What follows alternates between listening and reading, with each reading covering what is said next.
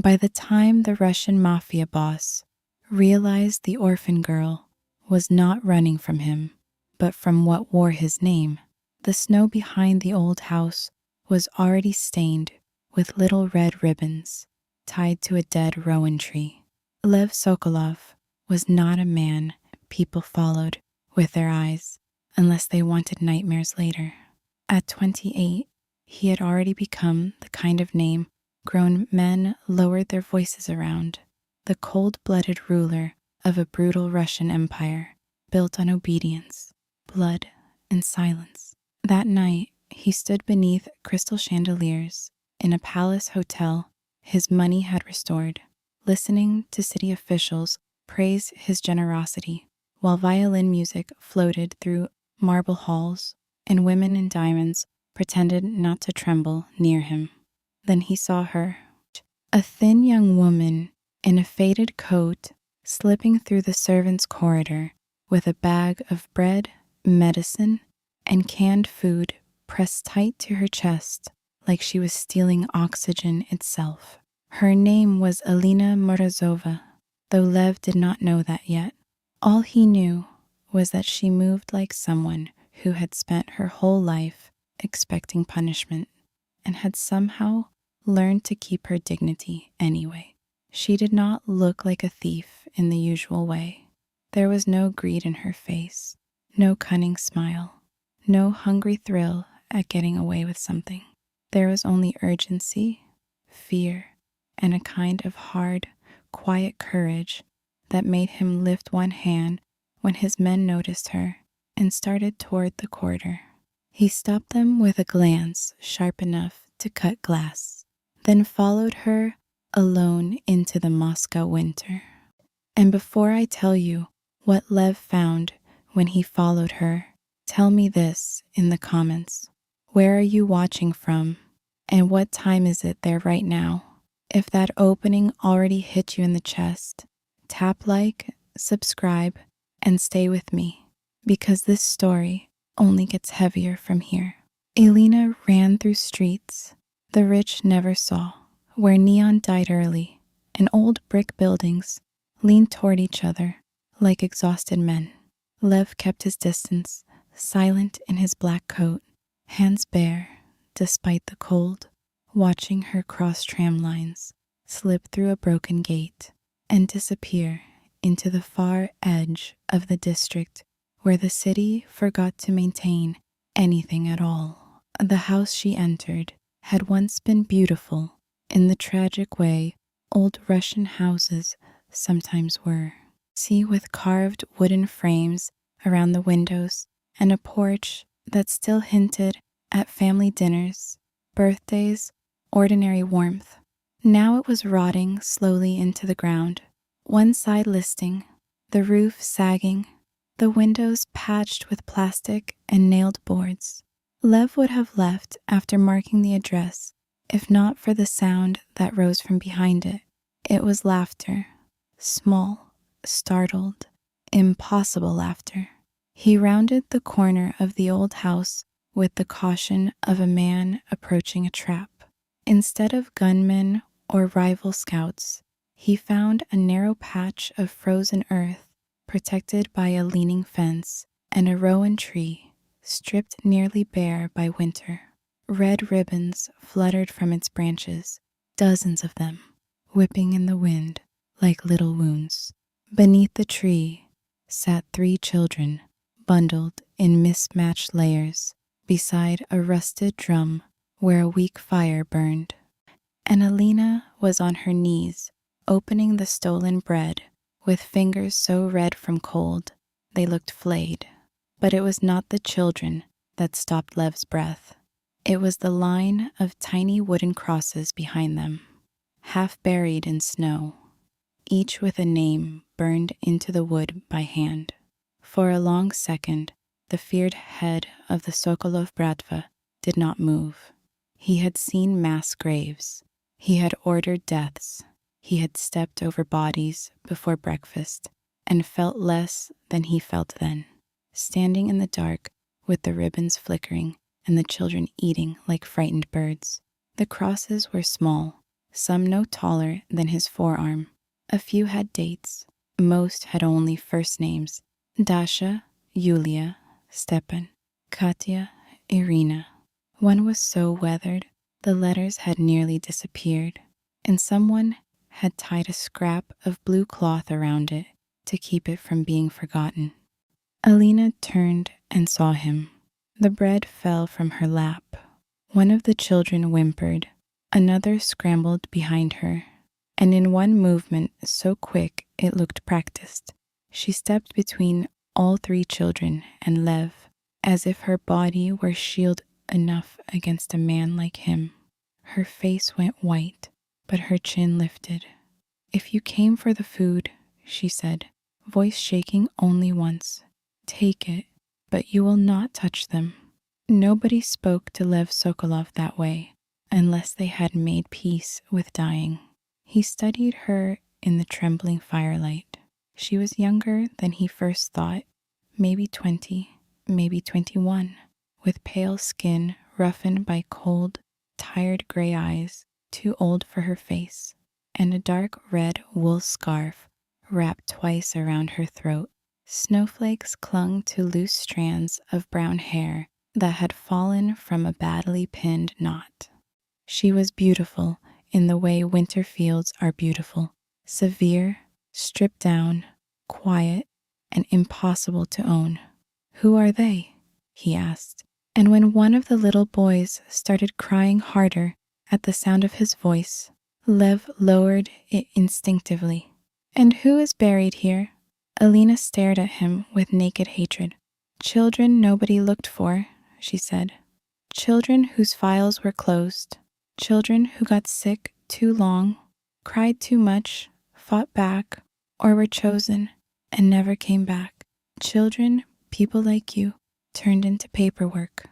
The accusation landed harder because she did not spit it, did not dramatize it, did not try to provoke him. She said it the way one states the weather after surviving it.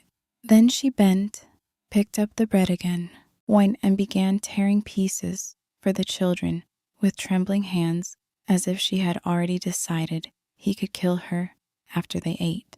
Lev's eyes returned to the ribbons. There were too many. At the base of the rowan tree lay a rusted tin box, its lid cracked, filled with tiny objects: a marble, 2 plastic hair clips, a broken bracelet, a child's mitten with a missing thumb, a toy soldier with no arms, memorials, offerings, proof that someone had loved each lost soul enough to refuse erasure. The sight reached into a place inside him that he had spent years walling in with discipline, violence, and work. Because once, before he became Lev Sokolov the monster, he had buried a little sister in memory only, without a grave, without certainty, after a house fire and a gang war had split his family into ash and missing persons and silence.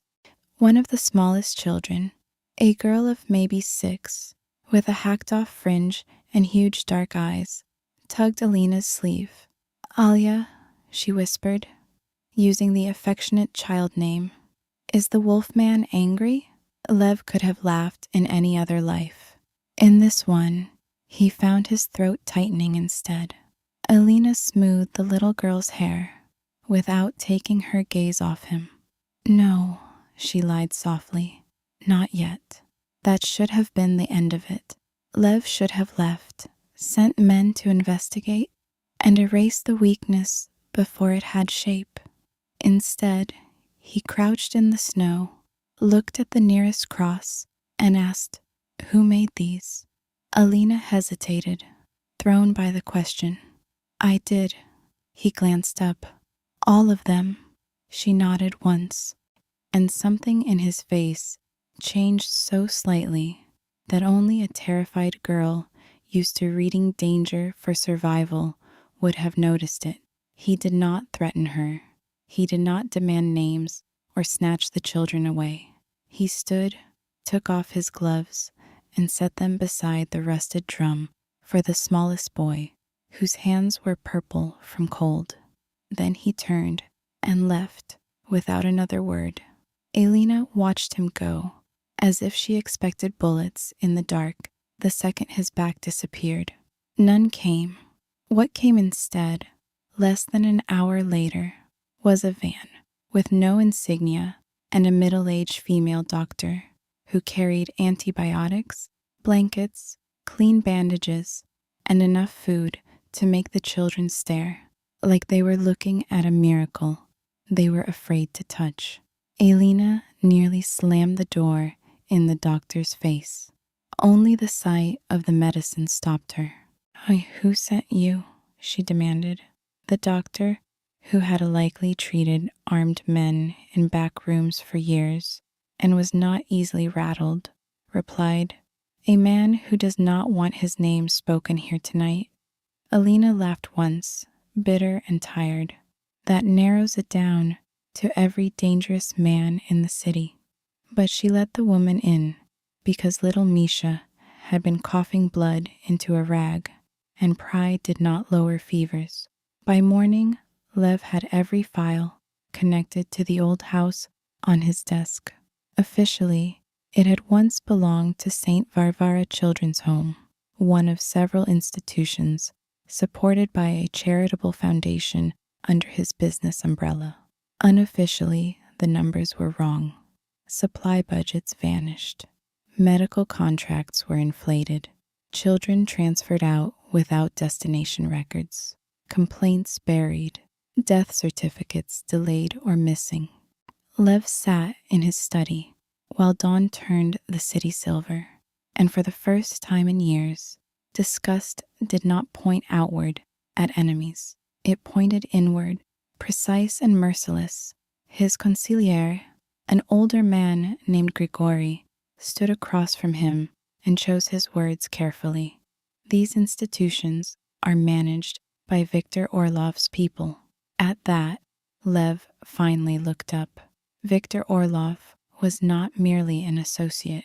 He was the man who had helped shape Lev into something hard enough to survive after his family's collapse. The polished uncle not by blood who taught him that hesitation invited death. Victor handled legitimate fronts, political donations, charitable optics, all the clean gloves of a dirty empire. "You are telling me," Lev said quietly, "that children disappeared under my crest while he filed reports and toasted with governors." Grigory said nothing, and in that silence, Lev understood how long people around him had confused fear for loyalty. 3 nights later, Lev returned to the old house carrying a new heater in the back of an unmarked car. He had no practical reason to deliver it himself. Men existed for such tasks. Yet there he was, stepping through mud and old snow, a luxury watch hidden beneath a plain coat sleeve, carrying heavy equipment into a yard where children had tied red ribbons to remember the dead. Alina met him at the back fence with a kitchen knife in her hand. It was absurd, and yet he respected her more for holding it steady. "You should have called before bringing your empire into my yard," she said. Lev glanced at the knife. "Why would you have answered?" Her mouth hardened. "No." He gave a single nod, as if this confirmed something useful, then walked past her toward the shed where the children slept. She moved to block him, and he stopped before they touched. "If you want them alive," he said, voice low and even, "let me fix what cold is doing faster than your courage can."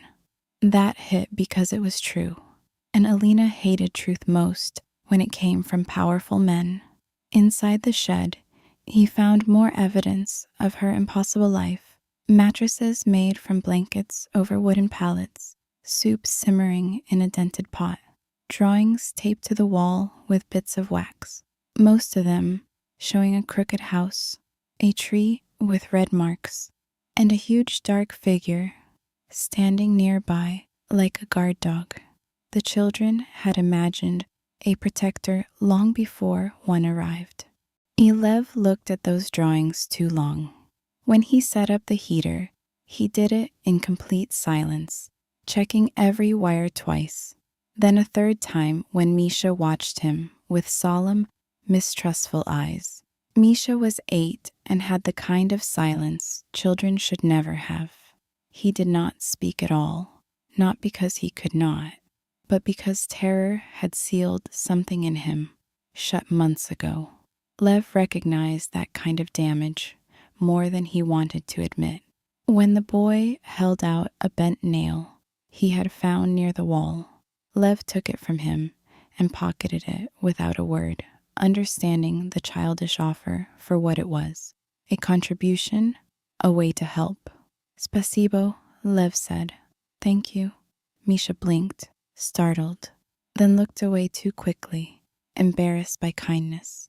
Alina saw all of it, and her distrust became more complicated. Men like Lev were easier to hate when they behaved like monsters all the time. She could not reconcile the man whose name was whispered like a curse with the one kneeling to secure a heater, while a half-feral little boy silently handed him tools. That night, after the children slept, she found him standing beneath the rowan tree, reading the names on the crosses again. The wind moved the ribbons between them. If this is guilt, she said, arms wrapped around herself against the cold, save it. Guilt from powerful men is just another luxury. It changes nothing. Lev did not turn. Then tell me what changes something. She had not expected the question. Most men in power asked only enough to perform concern later. Truth, she said, after a long pause. Records, names, safe places. Men like Victor Orlov, dragged into daylight. When children who stopped disappearing.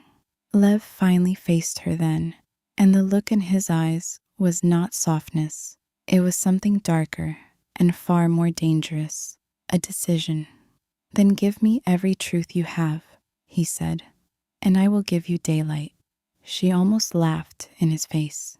Instead, she led him behind the shed to a loose plank under the ground where she had hidden a ledger wrapped in oilcloth.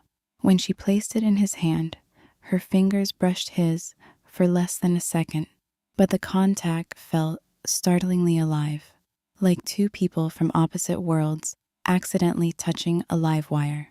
The ledger was handwritten, careful, obsessive.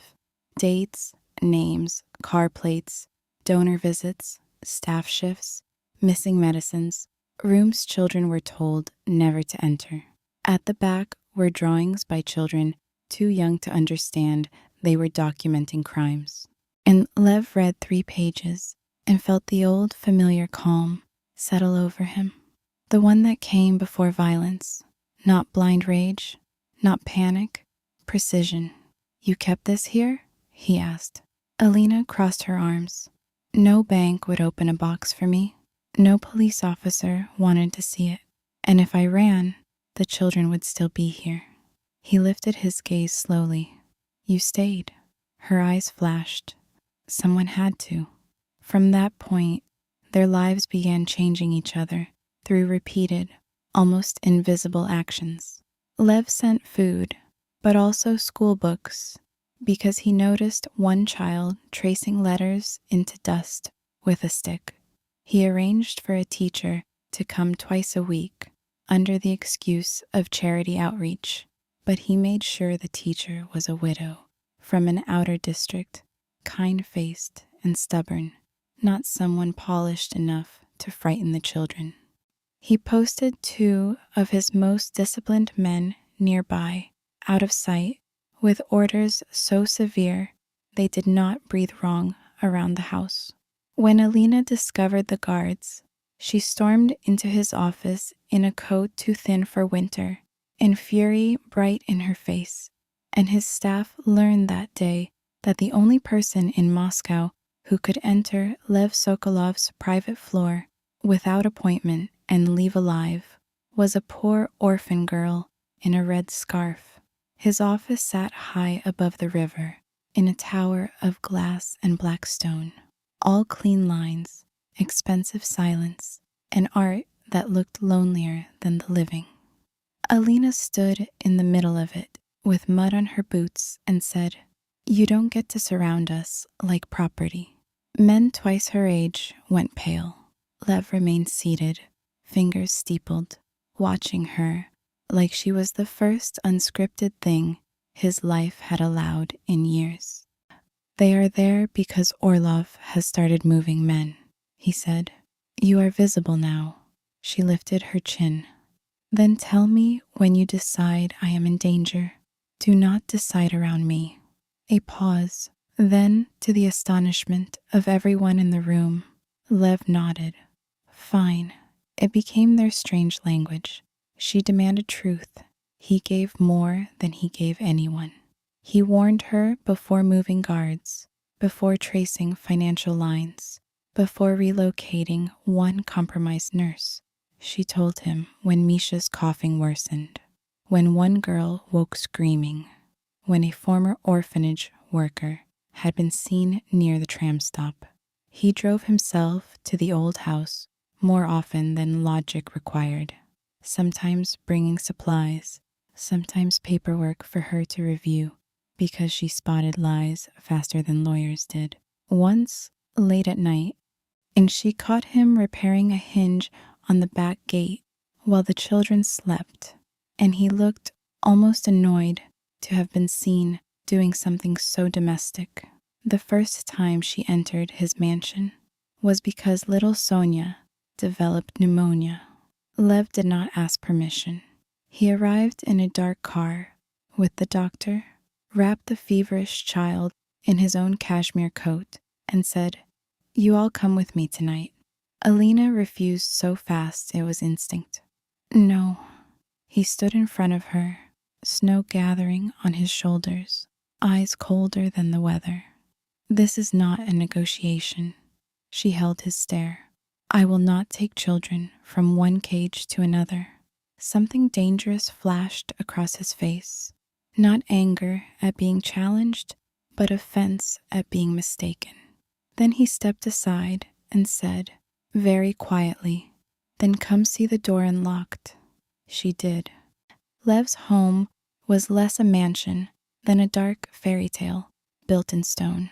Tall windows, warm lamps, polished wood, fireplaces older than the Republic, staff who moved with professional softness, halls that echoed like churches if you were alone in them. The children entered it in donated boots and stiff, frightened silence, staring at ceilings painted with gold leaves. Alina kept herself between them and everyone else. Yet what disarmed her was not the luxury. It was the absence of theater. No one mocked their clothes. No one touched them without permission. The housekeeper, Zoya, simply knelt to Sonia's level and asked whether she wanted honey tea or lemon tea, as if children from ruined houses had always belonged there. Lev gave them a guest wing overlooking the winter garden, and then did something Alina remembered long after. He left, not out of indifference, but to give them space. No hovering, no ownership disguised as rescue, no smugness. He let them settle while doctors worked, while Zoya found pajamas small enough, while Misha stood in the doorway clutching the bent nail he still carried like a charm. That single act did more to weaken Alina's suspicion than 1,000 declarations would have. Still, she did not become naive. She knew men could perform tenderness for strategic reasons. So she watched. She watched Lev during breakfast when Sonia fell asleep face first into jam toast and his mouth almost softened. She watched him pause outside the schoolroom and listen to children sounding out words as if the noise unsettled and healed him at the same time. She watched him return one night with blood on his cuff, wash his hands until the skin reddened, and then sit in the conservatory While Misha silently arranged chess pieces on a board he did not know how to play. Lev sat down across from him and learned the game badly on purpose until the boy's shoulders loosened and, for the first time, a dry little huff of laughter escaped him. That was the beginning of Lev's undoing. Not a dramatic collapse, not a sudden confession. He simply became a man whose eyes searched a room for one thin girl in a red scarf before anyone else mattered. He began noticing whether Alina had eaten. He remembered which tea she liked without asking. He sent for boots in her size and told Zoya they were for inventory, then looked irritated when Alina recognized the trick immediately. "I am not one of your frightened men," she told him, holding the boots but refusing gratitude as if gratitude would cost too much. "No," Lev said, gaze steady on hers. "You are the reason they are still breathing."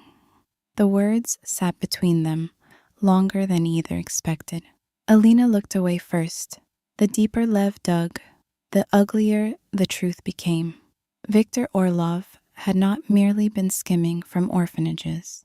He had built a private pipeline inside legitimate charity structures, supplying vulnerable children to politicians, foreign buyers, blackmail networks, and wealthy predators who relied on poverty to keep victims invisible. Dead children were easier to hide than living witnesses, so sickness was neglected, abuse unreported, and files erased. St. Varvara's old property had been one of the discarded sites when scrutiny grew too close. Alina and a handful of children had remained behind in hidden outbuildings after a fire, surviving on scraps, stealing food, and burying those who didn't make it because nobody came back for them. When Lev told her this in the library one storm-heavy evening, he did not soften the truth with euphemisms. She stood by the window, gripping the red scarf at her throat so hard her knuckles blanched. "I knew enough," she said. "Not all of it." The fire hissed behind them. "Why didn't you go public with the ledger?" he asked. That finally made her turn, eyes bright with fury. "To whom? Men invited to your charity dinners? Police who sent the file back unopened? Reporters who wanted a crying girl and not the names of buyers? I was 19, starving, hiding children in a rotting shed. I did not need outrage. I needed locks." Lev absorbed the blow because he deserved it. "And now?" he asked. Alina's answer came like steel. Now I need Viktor Orlov destroyed so completely that every man who ever touched one of those files wishes he had drowned before he learned to read." For a second, the room went very still. Then Lev gave the smallest nod. "That," he said, "I can do." He began with patience. Bank trails, private recordings, men flipped quietly under pressure. A deputy minister with a gambling problem became useful. A warehouse manager who thought Orlov would protect him learned otherwise. Lev built the case not just for a killing, but for annihilation. Legal exposure where it benefited him. Underworld executions where law would fail. Public ruin where hidden power once thrived. He knew how men like Orlov survived. They survived because people hit too quickly, too loudly, and left roots alive underground. Lev intended to salt the earth. Orlov, of course, he noticed the shift. He requested meetings, sent expensive wine, asked after Lev's health with paternal warmth so false it made Grigori look sick.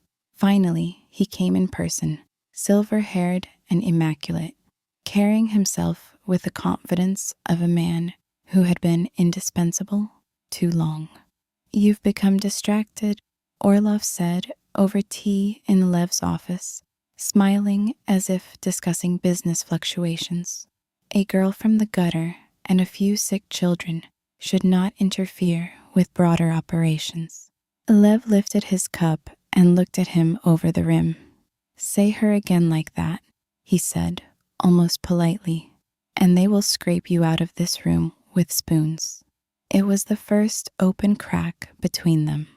Orlov's smile thinned. "Do not confuse sentiment with strength, Lev. Your father made that mistake once." The mention of his father hung there like a blade.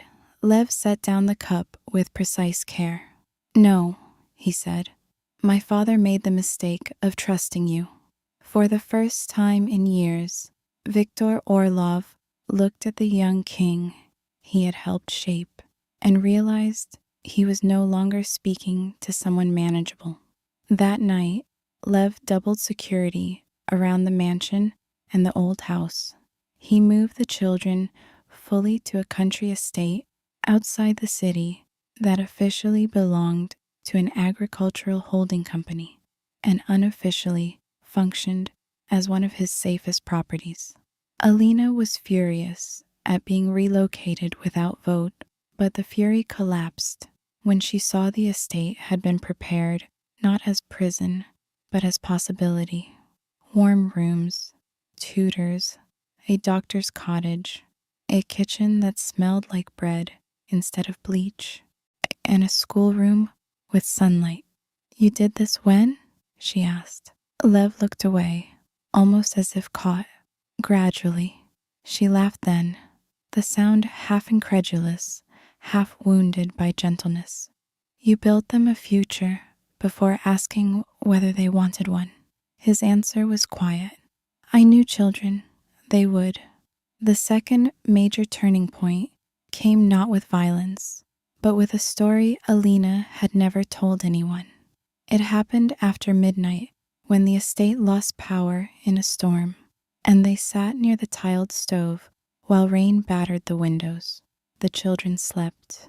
The house had that rare, exhausted peace that comes only after everyone vulnerable is finally safe enough to rest. Lev was checking the chamber of a pistol, out of habit, when Alina said, without preface, "I had a brother." He looked up. She was staring into the fire. His name was Pavel. He was 6 when they took him from the infirmary because he had pretty eyes, and no one ever came asking questions about him. I found his shoe in the laundry room 2 days later. That was all they gave me back. Her voice remained steady by force alone. "I buried the shoe behind the old house because I had nothing else. Every ribbon on that tree started because I could not bear one child being the only one forgotten." Lev said nothing because there are truths too holy for interruption. Then, after a long silence, she added, "When you stood there, reading those names, I hated you for looking like power. But for 1 second I thought maybe someone finally saw them." It hit him harder than any bullet, not because she admitted hatred. He would have understood hatred forever. It was a fragile maybe that reached him, the impossible scrap of hope she had allowed despite everything done in his world's shadow. Lev put the pistol down. "I saw them," he said, and the words came rougher than usual. "Too late, but I saw them." Alina's eyes found his, wet but unshed. That was the night her hand drifted across the space between them and rested, trembling, over the scar on his wrist. He did not move, neither did she. Yet the whole room changed. Their bond deepened in the quiet places, not in declarations, but in repeated proof. He learned that she hummed when anxious and stopped when he entered until he began making enough ordinary noise to announce himself so she would not fall silent. She learned that he read reports at 3 in the morning because sleep was dangerous territory full of old ghosts. He started drinking tea instead of vodka on the nights she was awake with nightmares because she once muttered that she hated the smell of alcohol near children. She started leaving a second cup beside the samovar without being asked, and still there was power between them like a live thing. Alina never forgot who he was.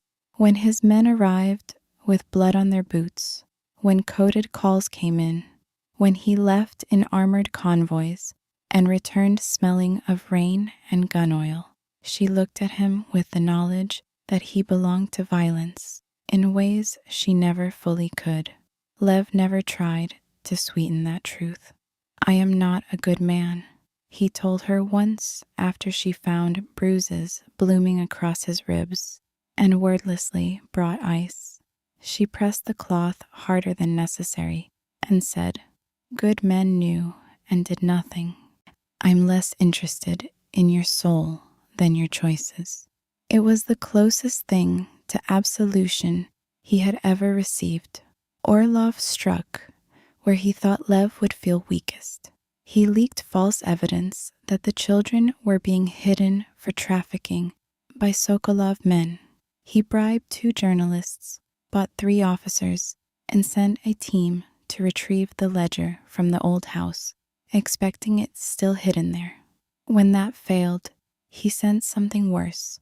A woman from the former orphanage staff named Marina, who had once fed children sweets, before selecting which ones were easiest to break. Marina approached the estate, disguised as a social worker, and managed to reach the gate before Misha saw her through the glass and collapsed in full-body panic.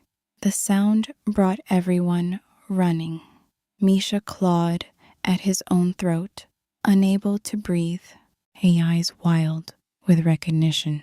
Alina dropped beside him, trying to hold him without trapping him. Lev reached the window, saw Marina by the gate, and went so still the room itself seemed to recoil. "Take him upstairs," he told Alina, voice frighteningly calm. "No," she snapped instantly, because she knew that tone meant death. He looked at her once. "Take him upstairs."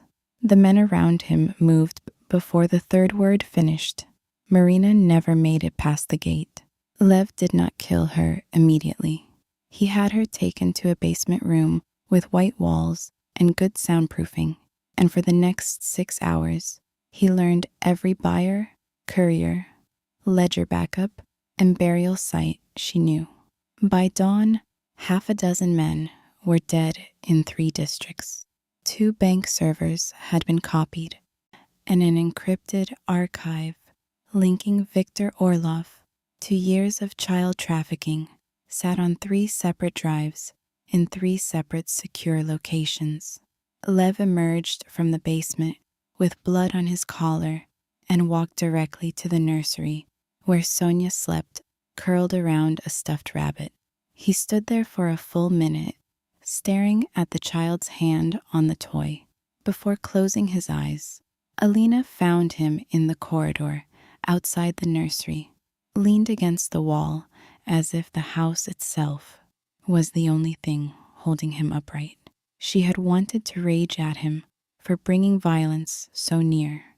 She had wanted to demand whether Misha would ever stop shaking. Instead, she saw something she had not expected. Not triumph, not satisfaction, but exhaustion so old it looked permanent. "What did you do?" she whispered. Lev opened his eyes slowly. What should have been done years ago." She searched his face. "And what did it cost?" The answer took too long. "Pieces that were already broken." She stepped closer before she could think better of it. "That is not the same as free." He gave a bitter half smile at that, gone almost at once. "No." Her hand rose, hesitated, then cupped his jaw with a tenderness so quiet it nearly undid him on the spot. Lev's eyes shut again, not to hide, but because he could not bear the feeling directly. When he leaned just slightly into her palm, it was the most intimate thing either of them had done. He did not kiss her. He did not speak, but every locked room inside him knew something irreversible had begun. Orlov's final move was fire. He had the old house burned. By then, the children no longer lived there. But the sight of flames swallowing the place that had held so much hunger, fear, and stubborn survival shattered Alina anyway. Lev took her there against his own instincts because she demanded to see it with a voice that brooked no refusal. They arrived to smoke, collapsing beams, and neighbors standing at a distance, making the sign of the cross. Snow turned black under ash. The rowan tree still stood behind the house, scorched on one side, red ribbons curling in heat like bloody tongues. The tiny crosses were half buried in wet soot. Alina walked straight through mud and ash until she reached the tree. Lev moved to stop her when the ground cracked under a burning board, but she stepped over it without looking back.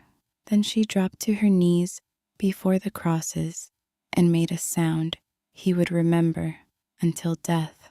Not a scream, not weeping, but the low, broken sound of someone watching the last physical proof of the forgotten be attacked by men who had already taken too much. Lev went to her then. He crouched beside her in the ash, expensive coat ruined, smoke in his lungs, and without asking, began lifting the fallen crosses one by one and setting them upright again. She stared at him, tears on her face, ash in her hair. He took one ribbon, burned at the edges, and tied it back to the blackened branch of the rowan tree with hands steadier than hers. "They are not erased," he said. "Not while I breathe." She let out one shaking breath, then another, and finally leaned her forehead against his shoulder. Not because he was clean, not because he was safe in the ordinary sense, but because for the first time in her life, power had knelt beside grief instead of over it. That image reached Orlov faster than any report. Witnesses talked, loyalists wavered. There is something lethal about a feared man choosing a line and making it personal. Lev stopped pretending the war could remain elegant. He called a meeting of allied captains, financiers, and compromised officials in a private hall lined with mirrors and had Grigori distribute copies of the evidence to every seat. Then he played recordings, not edited summaries, children's names, dates, voices, Marina's testimony, bank trails, a minister begging for secrecy. By the end, no one in the room could claim ignorance. "Viktor Orlov did this under my protection," Lev said, standing at the head of the table in a black suit so severe he looked carved from night itself. "That ends today. And anyone who helped him and stands up now may still walk out breathing and face courts, exile, or prison. Anyone who remains seated will be treated as his." Chairs moved immediately. Not enough, but enough. Lev's gaze found the men who stayed. "Good," he said softly. "Now I know where to aim." What followed was not a single dramatic shootout. It was cleaner, colder, and more devastating. Safe houses raided, accounts frozen, blackmail folders delivered to wives, boards, and prosecutors. Cargo intercepted. One judge woke to evidence on every channel. 3 buyers vanished into cells, so hidden even their money could not locate them. Orlov's political friends disowned him in public, while begging in private for mercy. Lev granted none.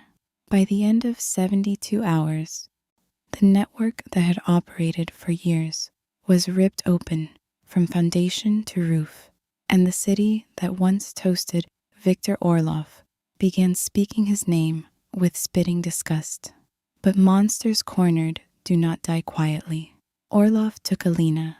He did not seize her in public where Lev could react fast.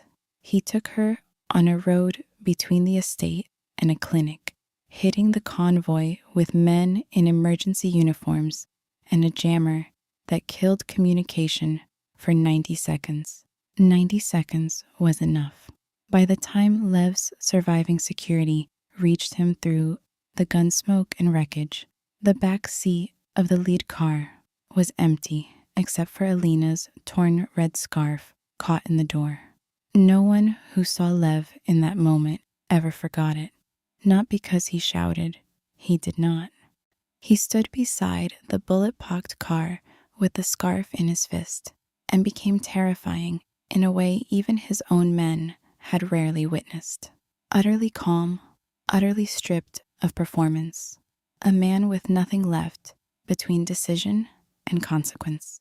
Lock the city, he said. Every road, every camera, every private tunnel, every clinic, every priest, every border contact. Wake them all. Burn every favor I own. He looked at Grigori. Find him before he hurts her, or you will not need Orlov to fear me. Alina woke in the cellar of a hunting lodge outside the city, wrists bound, head throbbing, a single lamp buzzing overhead. Viktor Orlov sat across from her in a clean coat, hands folded, looking less like a criminal than a retired diplomat.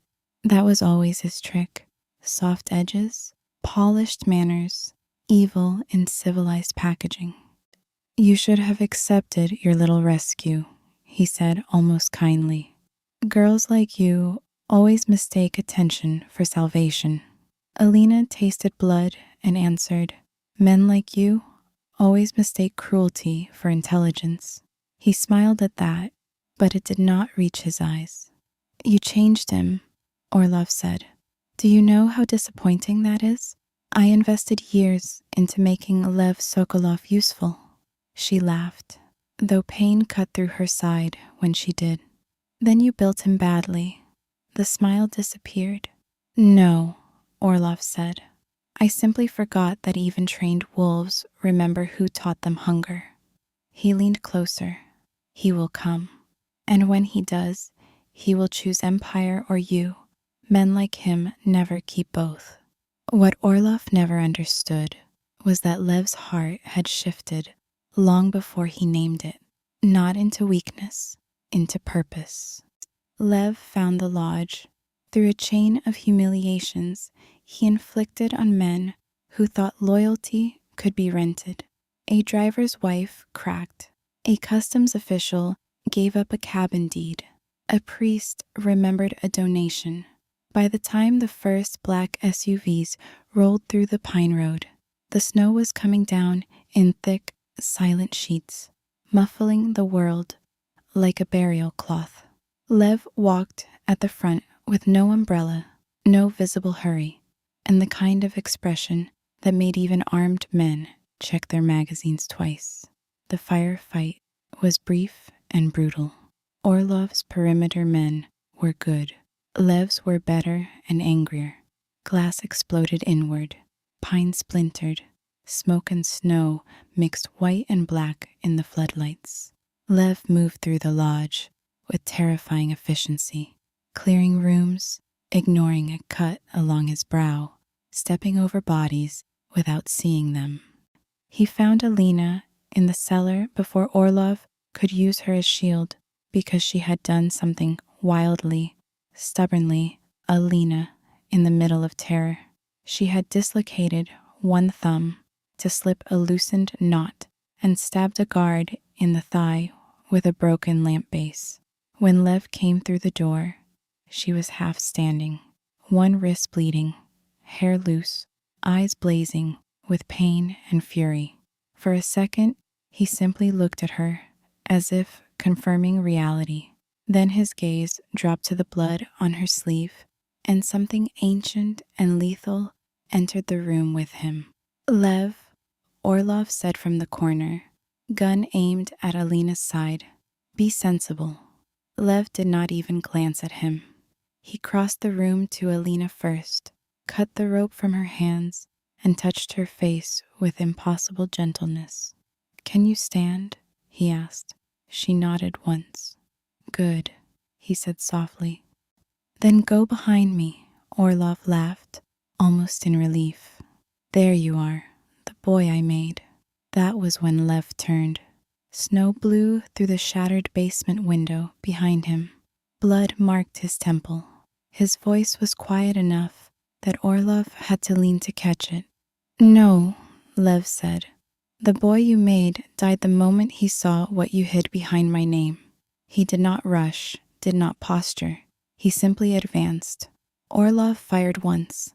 Lev shifted, the bullet tearing his shoulder instead of his chest. Then the room moved too fast for breath. 2 shots. One body falling. Silence.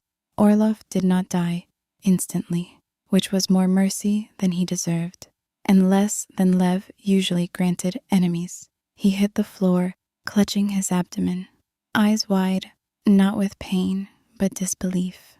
Men like Viktor Orlov never truly expected consequence. Lev crouched beside him, while boots thundered overhead, and Alina, pale but upright, pressed her sleeve to Lev's shoulder from behind. For Pavel, she whispered. Lev's eyes never left Orlov's face. For all of them, he corrected, and put the final bullet exactly where there would be no speeches after. In the ambulance, Lev almost passed out from blood loss and still refused treatment until the medic checked Alina first. She was furious enough to cry, which infuriated her more. You are shot, she snapped, while the medic wrapped his shoulder. You do not get to bleed in some noble, dramatic silence. Lev, white with pain, looked at her through half-lowered lashes and said, You are alive. I am adjusting priorities. The medic, who knew better than to react openly, stared very hard at a cabinet door. Alina made a broken sound halfway between laugh and sob and pressed her forehead to Lev's uninjured side. The trials that followed were ugly, public, and necessary. Some men bought lesser sentences by naming worse men. Some families learned truths that detonated their polished lives. Mass graves were uncovered on 2 properties. The names from Alina's ledger went national. Reporters who once wanted tears now had documents, dates, and corpses. The city feasted on scandal for months, but beneath the spectacle, real changes took root because Lev made sure they did. New oversight boards staffed by women who had survived institutions, anonymous reporting systems, financial transparency, independent doctors, safe houses funded beyond the reach of any one man's vanity. He did not do it for redemption. Redemption was too neat a word for a man with blood in his history. He did it because a girl in a red scarf had once told him guilt changed nothing, and he had listened. Spring came slowly, as it always did, suspicious and half-frozen. Snow retreated in dirty piles. River ice cracked. On the grounds of the country estate, children's voices began replacing silence. A real schoolhouse opened in the renovated carriage building. Sonia learned to braid hair so badly, everyone submitted to it anyway. Misha spoke his first full sentence to Lev over a chessboard after months of silence. It was only 3 words. Your move, Wolf. But Lev went still in a way that made Grigory leave the room before anyone could see his face. Alina kept expecting peace to feel louder. Instead, it came softly, in fresh bread on a long kitchen table, in locks that worked, in children arguing over crayons instead of hiding from footsteps, in waking at dawn and not needing 5 full seconds to remember where the exits were. She did not become fragile once danger receded. If anything, safety revealed how much strength had always been underneath. She managed staff schedules, fought inspectors, comforted nightmares, and told donors exactly where they could put patronizing sympathy. The house adored her for it. Lev watched all of this with something like awe disguised as routine. He had built empires, he had ended wars, yet he had never seen anyone transform a place merely by making suffering feel seen. One evening, months after Orlov's death, he found her in the orchard tying new red ribbons to a young rowan sapling transplanted from the ruins of the old house. And the original tree had not survived the fire. This one was smaller, greener, alive. New names? He asked, stopping beside her. Alina shook her head. Old names, properly remembered. She tied one ribbon carefully, then another. The sun was setting gold through the branches. Children's laughter drifted from the lawn. For years, she said, I thought survival would be the whole story, just surviving. But that can't be all they get, not after everything. Lev looked at the ribbons moving in the evening wind. What else should they get? She turned to him then, and all the grief they had crossed together stood quietly behind her. A life so full that the dead would not be ashamed of how hard we fought for it. It was, perhaps, the most beautiful thing anyone had ever said to him. He took a ribbon from her hand, tied it badly. She stared, then laughed when the knot slipped. You command men with one look, but you can't tie cloth? Lev frowned at the branch as if it had personally offended him. It is defective. She stepped closer, reached for the ribbon, and her fingers closed over his. The world narrowed with exquisite simplicity. No guns, no bodyguards, just orchard light, wind, and her hand on his. Lev, she said softly, and his name in her mouth sounded less like a weapon than a home. When he kissed her, it was not with the urgency of possession, though God knew he had wanted her, with a ferocity that had terrified him. It was slow, careful, almost reverent, as if he were still learning whether he was allowed tenderness that was not stolen. Alina kissed him back with equal steadiness. No theatrical collapse, no surrender of self, and just two damaged people meeting in the only way that made sense after everything they had survived. When they parted, his forehead rested against hers, and his voice was rough. I should have found you sooner. She touched the scar near his brow. You found us when you finally looked. He did not ask her to belong to him like an object, and she would never have accepted that anyway. What he did ask, weeks later, under a clear night sky, while the children hunted fireflies around the pond, was simpler and far more terrifying. Stay, he said, not because you owe me, not because I can protect you. Stay because this place is yours if you want it.